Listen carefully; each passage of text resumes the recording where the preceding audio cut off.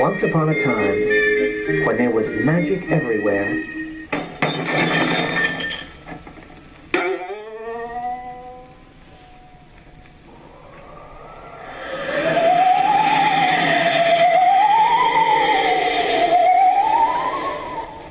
on the edge of a great forest, there lived a man and his wife and their son Tom. The boy's parents called him Tom Thumb, because when he was born, he was no bigger than your thumb.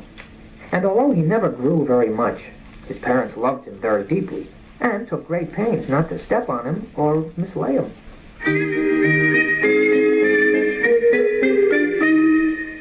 They were a very poor family, and it happened that one year they were even poorer than usual. So poor that one morning, Tom awoke earlier than his parents and found they had literally nothing to eat. Don't worry, my parents. I know you don't want me to go into the forest alone, but I'll try and get us something to eat. Tom was right, for if his parents had known that he was going into the forest, they certainly wouldn't have allowed him to leave the house. For he was so small that a wolf cub could have eaten him for breakfast and been hungry an hour later.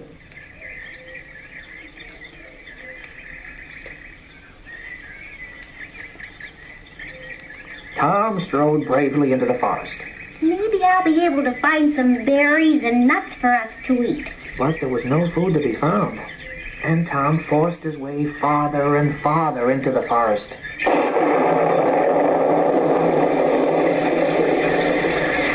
Suddenly, a terrible storm struck, and the sky grew so dark that Tom couldn't tell his left from his right. Let's see. I turned left twice and right thrice. Or was it slightly left and twicely right? I'm lost. And lost he was. About as lost as a boy can be. But Tom Thumb didn't panic. He sat down under the largest tree he could find and waited for the rain to stop.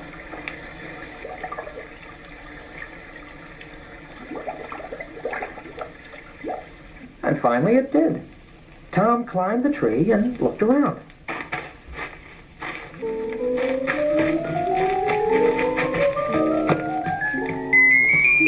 I hope I can find something that will lead me back home again. And sure enough, far in the distance were lights of a house. Tom clambered down the tree and headed toward the house as fast as his tiny little feet would carry him.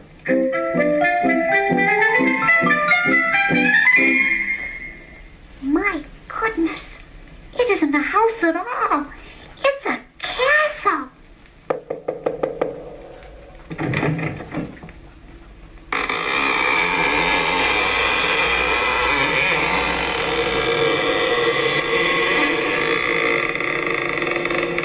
What can I do for you, young man? Please, ma'am, may I have something to eat and a bed for the night? It's almost dark and I'm lost. I'd be happy to have you for supper, but my husband would insist on having you for breakfast, I'm afraid. I don't understand. Don't you know my husband is an ogre?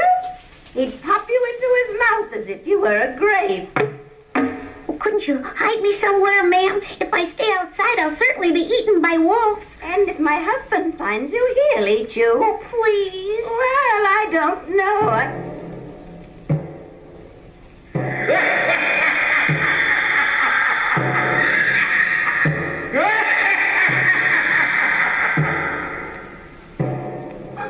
It's my husband. He can't be more than 40 leagues away. Quick, hide under the bed. But 40 leagues? He won't be here for days. He has magic boots that carry him 7 leagues at a stride. Hurry! So Tom Thumb dived under the bed and made himself as small as possible. Which was very small indeed, just as the tremendous ogre entered the castle.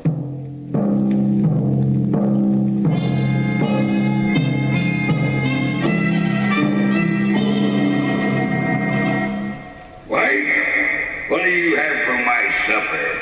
3 fat geese and a fresh-killed sheep. Sheep. I thought I caught a tiny snip of fresh young flesh child.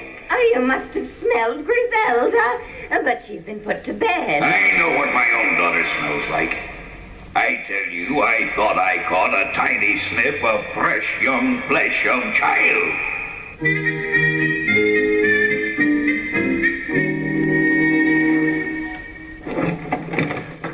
Oh, And here he is. help! Put me down! And so I shall, little man. I'll put you down my throat. Husband, wait. Wouldn't the fellow be more tasty roasted with a nice butterscotch sauce? Perhaps he would. Go into the kitchen and make the sauce while I have some wine and work up an appetite. The ogre's wife did as she was told and went into the kitchen. And the ogre put Tom on the mantelpiece so that he could look at him and think about how good he was going to taste. But the more the ogre thought about it, the hungrier and thirstier he got. So that before the sauce was more than half prepared, he'd eaten the entire sheep and drunk 10 gallons more wine than he usually did with his supper.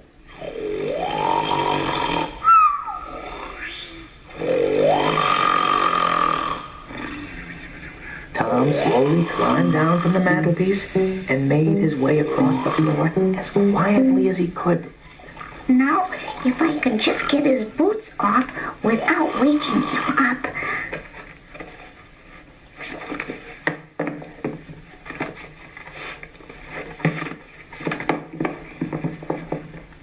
Very, very gently, Tom slipped off the ogre's 7-league boots and put them on his own feet. Luckily, since they were magic boots, they fit the feet of whoever put them on. He had just gotten the boots on when he heard the footsteps of the ogre's wife. Don't mind me, dear. I just came in to get a ruby to put in the boy's mouth. Food has to have eye appeal, you know.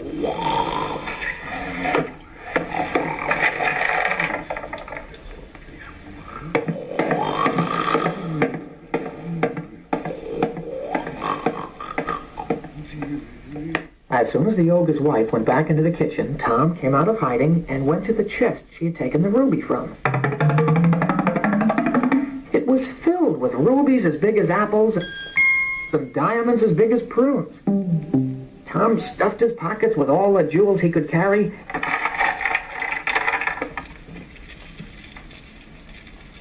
and ran for the door.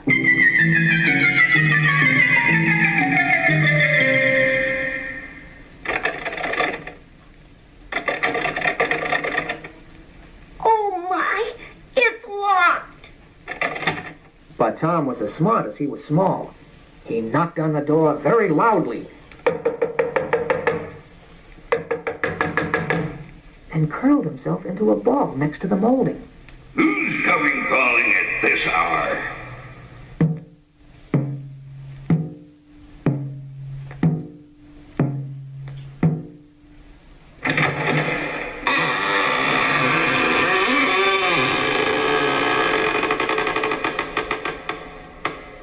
Well, who is it? Goodbye, Mr. Ogre. I'll come to supper some other time. And Tom was gone. Since he'd stolen the 7-league boots, the ogre had no hope of catching him. And within a few seconds, Tom Thumb, laden with enough diamonds and rubies to last the family a lifetime, was safely in the arms of his mother and father. I don't suppose I have to tell you this, but they all lived happily ever after.